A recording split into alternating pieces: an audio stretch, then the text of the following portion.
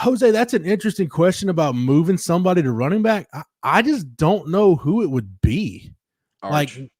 Like, dude, Roshan Manning. Like there's nobody in this. I mean, I guess if you wanted to get crazy, and I don't even think he's got the build for it right now. Say it. Maybe Wardell Mack is a guy you could look there, but that's just me spitballing. Do you want me to say Anthony Hill? Because that's been a popular name on our board, is to put Anthony Hill at running back. David, you know what though? Here's a serious thing about it though, about CJ Baxter going down.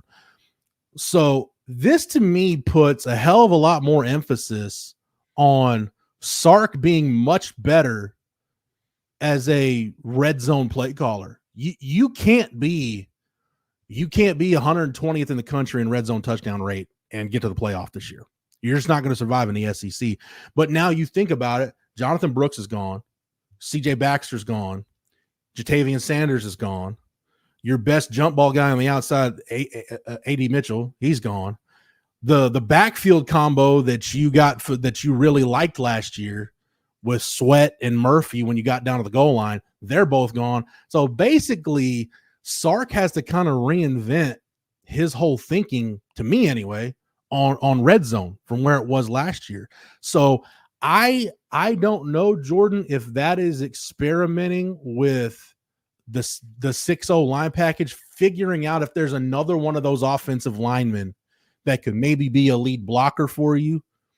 On top of that, I look at their tight end situation, and you're thankful that Gunnar Helm is there. So, you know, you've got plenty of blocking tight ends, so you can figure out ways to play the big surface. The other one is David Benda played running back as a freshman. They moved him to running back, or was a freshman or sophomore, I forget. They moved David Benda to running back. I wonder does David Benda maybe did Leonga LaFau play any running back in high school? I do not think so. Okay. I would figure out one of those linebackers or one of your edge guys and maybe put them in the backfield as a lead blocker. I would maybe Justice Finkley learn to play fullback. I mean, that's not a bad idea. Dude, at this point, Jordan, you're getting close to where you're at the Argo principle. What's the best bad idea we have? Justice Finkley as a fullback, that's the best bad idea we've got. Speaking of bad ideas, this is obviously never going to happen because Anthony Hill's too good at linebacker. But this is what it would look like if he ever was switched to running back. Sweet Jesus. Look at it. Ant Hill taking the Wildcat. Yeah. Snap. Versus the fucking unicorns, baby. Good Lord. At UMHB. And then it's muted, but he says, "Give me the ball. I'm going to take that bitch to the crib every time." I swear, I play the audio, but it only plays in my AirDrop or my AirPod. So if you want to hear him cuss, it's in this video. You know, CB mentioned Juan Davis. Juan Davis played a little bit of everything at Everman, so at least he's got some background handling the football. Doza, I would not mess with Jelani McDonald right now because he's in the mix to be in your top safety group. Yeah. But I wouldn't mess with him at running back. I would look at Benda, possibly. I would look at what can you do with Juan Davis. One of those offensive linemen, like Jake Bayless mentions it. Yeah, Malik Agbo, he's going to be playing that tight end role, that jumbo tight end role. So you can get him out there. I wonder. Shoot, I'd start looking at which of my offensive linemen are really athletic that could handle maybe being a lead blocker type. But I think Sark's going to have to get really creative is the bottom line. But in terms of moving someone to running back, dude, I don't know. I've got the Sark press conference audio from today that Chip sent me. I'm going to listen to that as soon as we're done here. Maybe this Nick Sanders thing is something. Okay. I don't know, but you're down to the point where you don't really have any good options. You hear that? I hear Colin Page running out of the smoke. Running out of the smoke of DKR. Boy, No. At this point, maybe Kai Woods shouldn't have gone into the portal. Yeah, for real. Maybe do a little reverse tampering. Like, Mr. Cho, we're gonna need him back. Sorry. But no, look, this is a fun hypothetical. I don't think Texas is gonna have to move someone. If they do, that's probably because another running back got hurt. Yeah. But they have Blue, Weisner, Jared Gibson, Christian Clark. And that's, I think 4 scholarship running backs that 90% of running back coaches in America would probably kill someone for. So was that I'm excited for Weisner.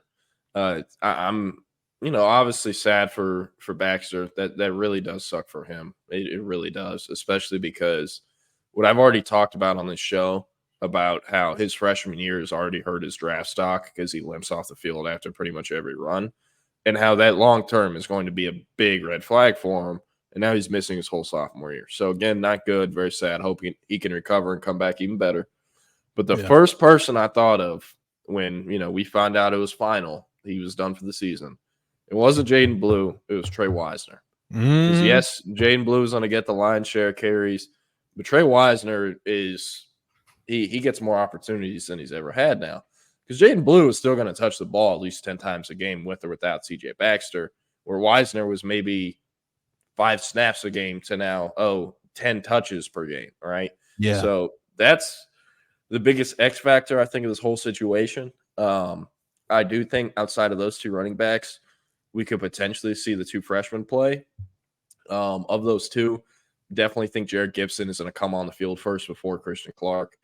Jared Gibson is an IMG kid. I was trying to find his birthday. We don't have it on his profile, but I'm almost positive Jared Gibson was redshirted because he did not look like a high school senior when I met him in person in Nashville about a year ago. He got that Quinn red shirt.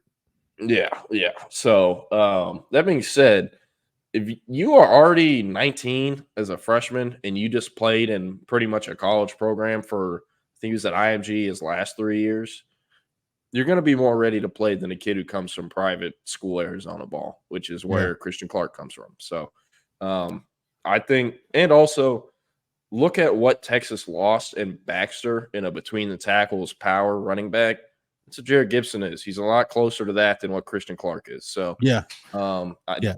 maybe would be surprised if Clark does or doesn't redshirt. I think that'd be a good bet over under how many game appearances he makes. Maybe, special teams could be a factor in that. But I'm excited for the opportunities that are now going to come Weisner and Jared Gibson's way. Yeah. So Weisner, I'm a Trey Weisner stan. I think both of us are on that bandwagon. I just love the way he runs pissed off and plays pissed off. Dude, give me 11 of those guys, and I'll go field a competitive football team. So I think it's interesting too. You think about Weisner, Gibson, and Clark. You're down to 3. You're at 3 guys that Tashard Choice recruited these guys, and more so Clark and Weisner are the kind of guys. Look, Gibson and Baxter were Tashard Choices. Those were his white whales. Those are the guys, the national guys that he went out and he decided that guy's going to be my number 1 running back. Weisner and Clark are kind of what Ricky Stewart is in the 2025 class. He's your number 2 back. And Tashard Choice has had a skill set that he's looked for in that number 2 back. He could have had offered a bunch of backs, could have had a number of them that would have committed. Be like, no, that's the guy I want. I want that guy. He wanted Trey Weisner. He wanted Christian Clark. The thing I'm most excited for is now we get to see Tashard Choice with the guys he's handpicked, get to see him develop them, and he's going to get more time to work with them because they're all he's got now. You think about what's missing out of that room, Jordan, from last year, not only Brooks, not only Baxter's on the shelf, Savion Red's gone, Keelan Robinson's gone, and Keelan Robinson, you look at his last 2 years, like it wasn't like he was just there. Like he made some really key plays for you. Those guys were both recruited. Weisner and Clark were recruited thinking, hey, they could maybe be in that Keelan Robinson type role, especially Weisner. You're not playing a specialty role anymore. You're going right to feature back because you're I don't know, Jaden Blue borrow the old Tom Herman line, you're Jaden Blue busting a shoelace away from being the number one guy. Yeah. Yep. And if Jaden Blue gets hurt, then without doubt, I have some confidence they would move someone to running back. At that point, yeah, you'd have to. I think you'd look at. I mean, shoot, at that point, you're probably looking at UT Parking brought up his name. Do you look at Ty Anthony Smith at running back? That's the thing. I thought about that, but I think outside of Anthony Hill, Ty Anthony Smith is the most explosive linebacker they have.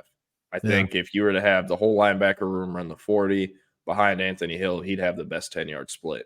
So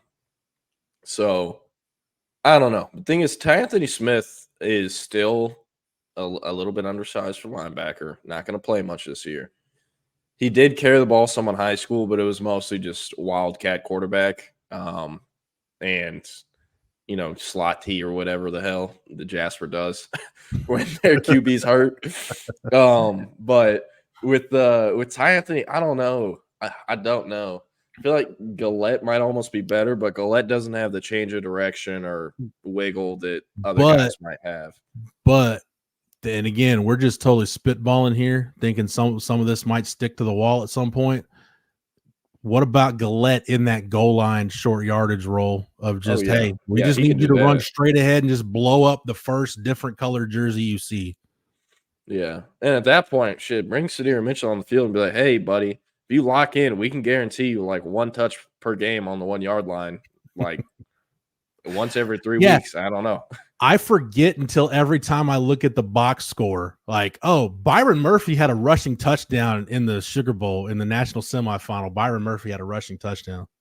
Yeah. The same building where Refrigerator Perry once stole Walter Payton's touchdown in the Super Bowl. Byron Murphy got him a 1 yard touchdown run against Washington. Damn right.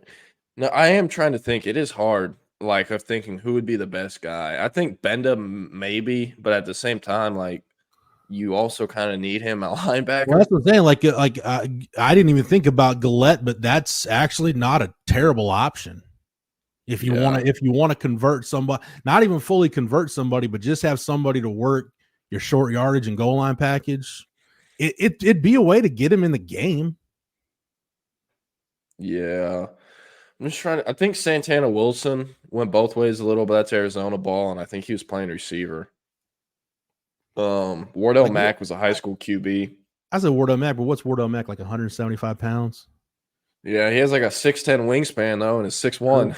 But yeah, but those are hypotheticals we're throwing out. But at this point, I'm pumped for Trey Weisner, and I'm finishing up this story right now, just me dumping some thoughts, and it's I think a lot of the onus is on the offensive line, and I'll probably have to get to that tomorrow, talk more about it. But